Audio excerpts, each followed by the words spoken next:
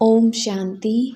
8 अप्रैल 2022 के महावाक्य हैं, मीठे बच्चे, अपनी अवस्था अच्छी बनानी है तो सवेरे सवेरे उठ एकांत में बैठ विचार करो कि हम आत्मा हैं, हमें अब वापिस जाना है। यह नाटक पूरा हुआ। प्रश्न: पूरा पूरा बलि चढ़ने का अर्थ क्या है? उत्तर: पूरा बलि चढ़ना माना बुद्धि का योग एक तरफ रहे, बच्चे आदि कोई देहधारी याद न आए, देह का भान टूट जाए। ऐसा जो पूरा बलि चढ़ते हैं उन्हें 21 जन्मों का वर्षा बाप से मिलता है। जो एक दो के नाम रूप में लट्टू होते हैं वह बाप का और अपना नाम बदनाम करते हैं। दूसरा प्रश्न: बाप सभी बच्चों पर कौन सी कृपा करते हैं? उत्तर: कौड़ी से हीरे जैसा बनाने की कृपा बाप करते हैं। जो बच्चे कदम कदम पर राय लेते हैं, कुछ छिपाते नहीं, उन पर स्वतः कृपा हो जाती है। गीत: किसने यह सब खेल रचाया? ओम शांति। जिन्होंने गीत बनाया है वह इनका अर्थ नहीं जानते हैं। तुम बच्चों को बाप ने समझाया है कि देखो तुमको कितना अच्छा वर्षा दिया था जब तुमको रचा। स्वर्ग है नई रचना।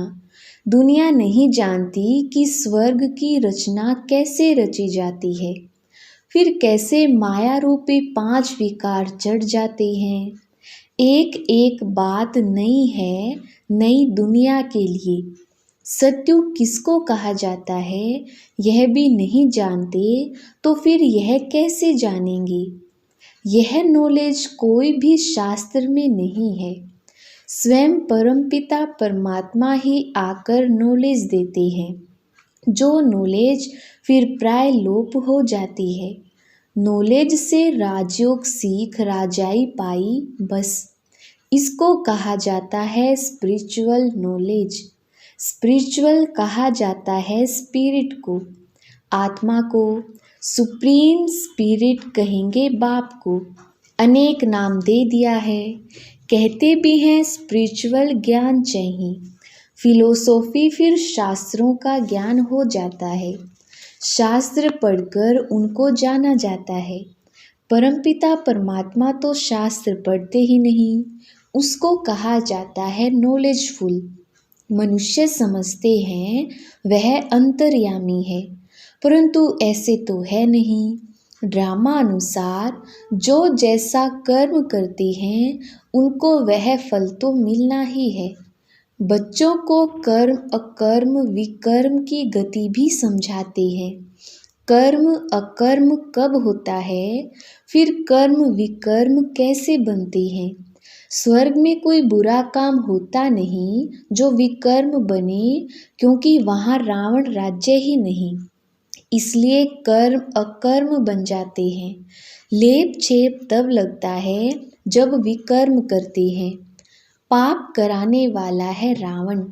अब तुम बच्चों को बाप समझाते हैं। मनुष्य तो यह नहीं जानते कि सतयुग में विकार बिगर कैसे बच्चे पैदा होते हैं। बहुत लोग कहते हैं विकार होते जरूर हैं, परंतु इतने नहीं। जैसे यहाँ भी सन्यासी गुरु लोग समझाते हैं, वर्ष में व मास में एक बार विकार में जाओ, परंतु बाप तो फट से कहते हैं बच्चे काम महाशत्रु है, उन पर पूरी जीत पानी है, संपूर्ण निर्विकारी बनना है। वहाँ रावण ही नहीं तो विकार कहाँ से आया? सिख लोग भी गाते हैं, मूत पलीती कपड़ धोए, तो सब मूत पलीती हैं। यह किसकी निंदा नहीं करते हैं। जो जैसा होगा उनको ऐसा जरूर कहेंगे। चोर को चोर कहेंगे। ग्रंथ में भी बहुत समझाने लिखी हुई है। गुरु नानक ने परमपिता परमात्मा की महिमा की है। कहते हैं जब साहेब सुखमनी, बाप कहते हैं मुझे याद करो। जिसको आधा कल्प याद किया वह चीज़ अगर मिल जाए तो कितनी खुशी होनी चाहिए।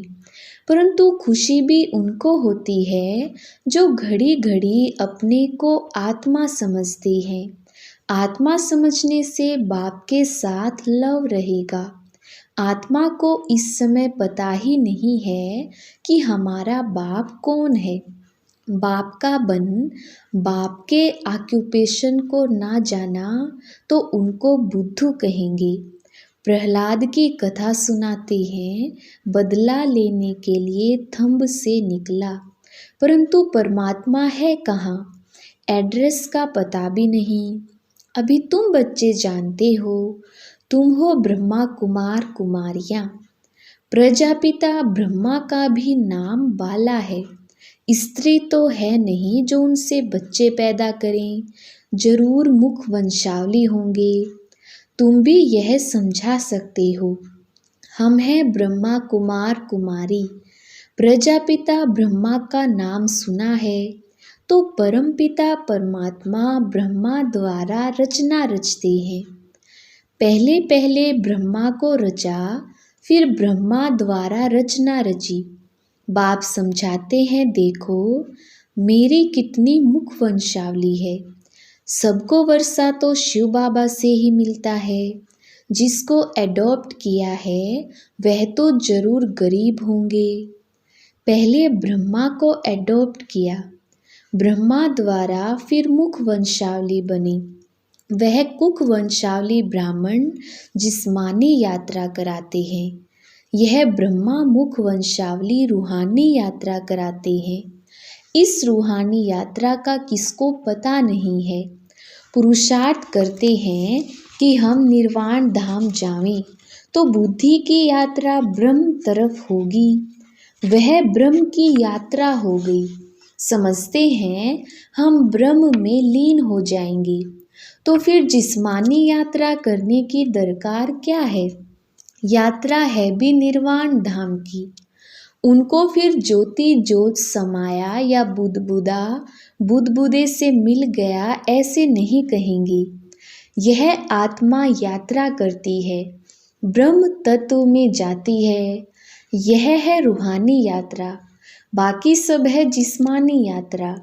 उन्हों को तो मालूम ही नहीं है कि निर्वाण धाम कौन ले जा सकता है।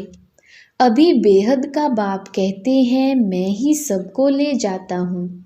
सर्व का पंडा बाप ही बनते हैं।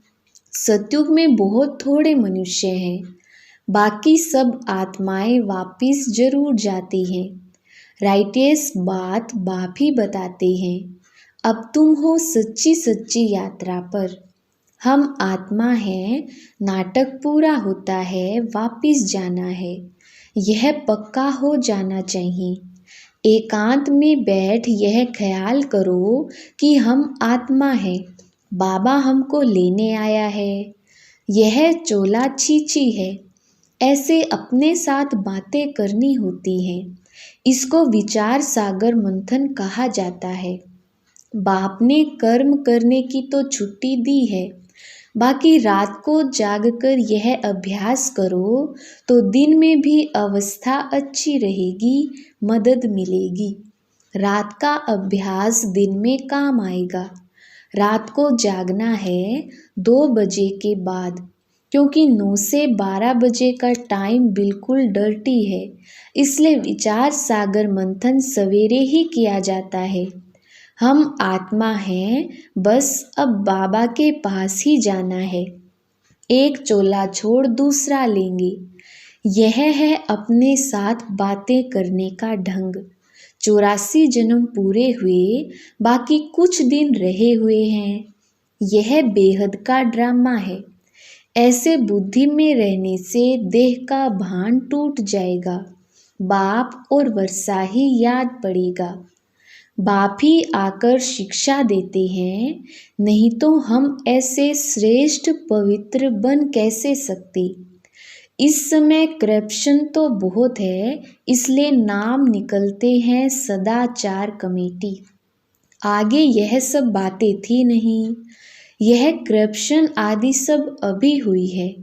मिनिस्टर आदि बनते हैं तो कितने पैसे लूटते हैं, कितना भ्रष्टाचार करते हैं। सतयुग में होती है श्रेष्ठाचारी गवर्नमेंट। तुम बहुत श्रेष्ठाचारी बन रहे हो। वहाँ पाप का नाम नहीं होता है। बाप आकर स्वर्ग के लायक बनाते हैं। सभी जो डर्टी हैं उनको गुलगुल बनाते हैं। स्वर्ग स्थापन करके सर्व को सद्गति दे, फिर खुद छिप जाता हूँ। मेरा पार्ट ही है सबको सद्गति देना। मैं सारी दुनिया को क्या से क्या बनाता हूँ। यह तो मनुष्य भी कहते हैं लड़ाई लगेगी। अखबारों में पढ़ता है 5 वर्ष के अंदर यह होगा, वह होगा, अच्छा विनाश होगा। भला फिर क्या होगा? यह विनाश भी क्यों होता है, कारण बताएं ना। तुम अब जानते हो बाप स्वर्ग की स्थापना कर रहे हैं तो नरक का जरूर विनाश होगा। बाप आकर पुरानी दुनिया से नई दुनिया बनाते हैं। वहाँ अकाली मृत्यु होता नहीं, मरने का कभी डर नहीं रहता, आत्मा का ज्ञान रहता है। हम एक शरीर छोड़ जाकर दूसरा लेते हैं। यह भी समझते हैं जो देरी से आएंगे वह जरूर थोड़े जन्म लेंगे। हमारे 84 जन्म पूरे हुए हैं। यह दुनिया नहीं जानती है। तुम आत्माओं को परम पिता परमात्मा बैठ समझाते हैं। प्रजापिता के बच्चे तो आपस में भाई बहन ठहरे तो कोई भी विकर्म कर नहीं सकते। यूँ कहते भी हैं हिंदू चीनी भाई भाई, फिर विकार में कैसे जाएंगे। कहना तो सहज है परंतु अर्थ नहीं समझते। भाई भाई का अर्थ आत्मा पर चला जाता है। भाई बहन के संबंध में विकार की दृष्टि ठहर ना सके। लौकिक संबंध में भी नज़दीक संबंधी से अगर शादी करते हैं तो हाहाकार हो जाता है। बाप समझाते हैं तुम सब देवी देवता सो श्रेष्ठाचारी थे, फिर भ्रष्टाचारी बन गए हो, अब फिर श्रेष्ठाचारी बन रहे हो। हम सो श्रेष्ठाचारी 16 कला थे, फिर 14 कला में आए, फिर भ्रष्टाचारी बनते बनते अब और ही तमो प्रधान भ्रष्टाचारी बन पड़े हैं। इस गोले के चित्र में भी क्लियर लिखा हुआ है। वर्ण का रूप भी बनाते हैं परंतु उसमें चोटी ब्राह्मण नहीं बनाते। ना शिव बाबा ना ब्राह्मण ही दिखाते हैं, बाकी देवता क्षत्रिय वैश्य शूद्र दिखाते हैं। तुम अब जान गए हो कि हम बाजोली खेलते हैं। अभी हम ब्राह्मण सो फिर देवी देवता बनेंगे, इसलिए दैवी गुण धारण करनी है।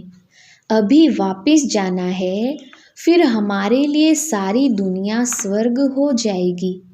धरती को पानी मिल जाएगा।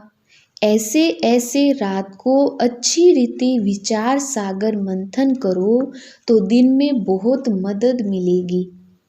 अभी हम जाते हैं स्वीट फादर के पास, जिसके लिए हमने दर दर धक्के खाए हैं।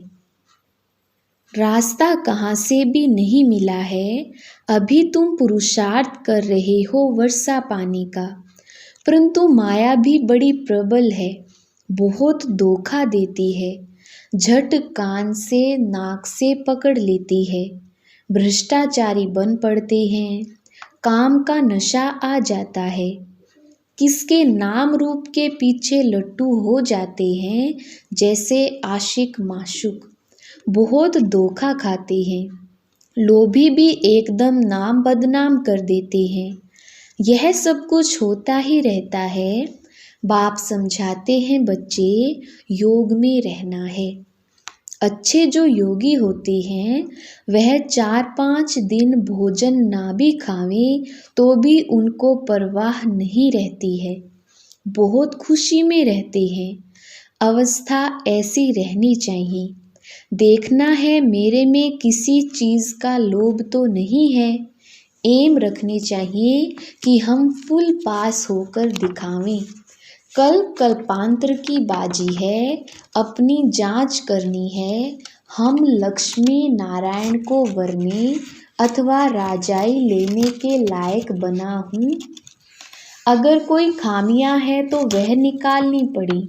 खामियां छिपी नहीं रह सकती। अब तुम्हारा कनेक्शन है शिव बाबा से। किसको दृष्टि देंगे उठाने के लिए? बाप बहुत मदद करते हैं। ब्रह्मा कुमारियां कहती हैं यह हमने किया, हमने ऐसी अच्छी मुरली चलाई। यह अहंकार अवस्था को गिरा देता है। जो अच्छे अच्छे बच्चे हैं वह समझते हैं बाबा की मदद मिलती है।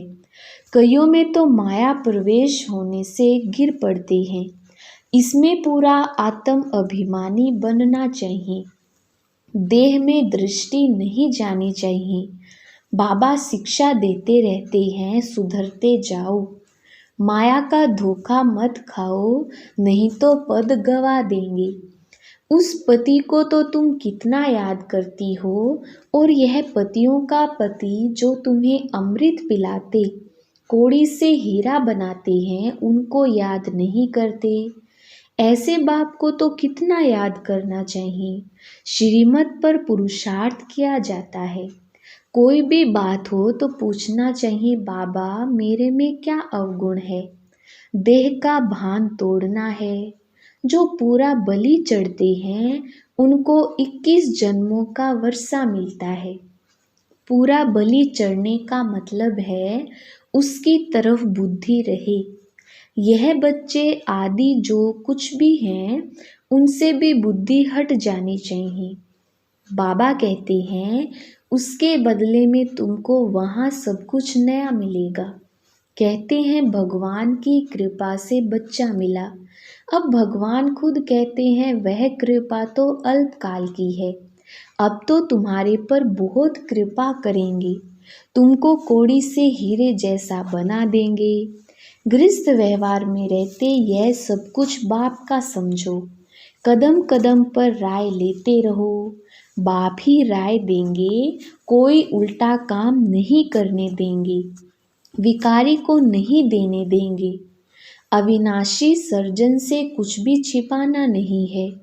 कदम कदम पर पूछना है। बहुत बच्चे पूछते भी हैं, लिखते भी हैं, बाबा यह विकार सताते हैं। कोई तो काला मुंह करके भी बताते नहीं। छिपाते रहेंगे तो और ही काले होते जाएंगे।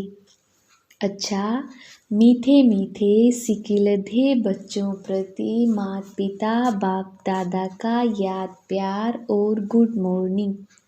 रूहानी बाप की रूहानी बच्चों को नमस्ते। हम रूहानी बच्चों की रूहानी बाप दादा को याद प्यार, गुड मॉर्निंग और नमस्ते जी। धारणा के लिए मुख्य सार। पहला पॉइंट है, फुल पास होने के लिए जो भी खामियां हैं, विकारों का अंश है, उसे समाप्त कर देना है। किसी भी बात का अहंकार नहीं रखना है। दूसरा पॉइंट है, दृष्टि बहुत पवित्र शुद्ध बनानी है। कभी भी किसी देहधारी के पीछे लटकना नहीं, पूरा आत्म अभिमानी बनना है। वरदान, साइलेंस की शक्ति से बुराई को अच्छाई में बदलने वाले शुभ भावना संपन्न भव। विस्तार, जैसे साइंस के साधन से खराब माल को भी परिवर्तन कर अच्छी चीज बना देते हैं, ऐसे आप साइलेंस की शक्ति से बुरी बात व बुरे संबंध को बुराई से अच्छाई में परिवर्तन कर दो। ऐसे शुभ भावना संपन्न बन जाओ जो आपके श्रेष्ठ संकल्प से अन्य आत्माएं भी बुराई को बदल अच्छाई धारण कर लें। नॉलेजफुल के हिसाब से राइट रोंग को जानना अलग बात है, लेकिन स्वयं में बुराई को बुराई के रूप में धारण करना गलत है। इसलिए बुराई को देखते जानते भी उसे अच्छाई में बदल दो। स्लोगन: सहनशीलता का गुण धारण करो तो कठोर संस्कार भी शीतल हो जाएंगे। अच्छा, ओम शांति।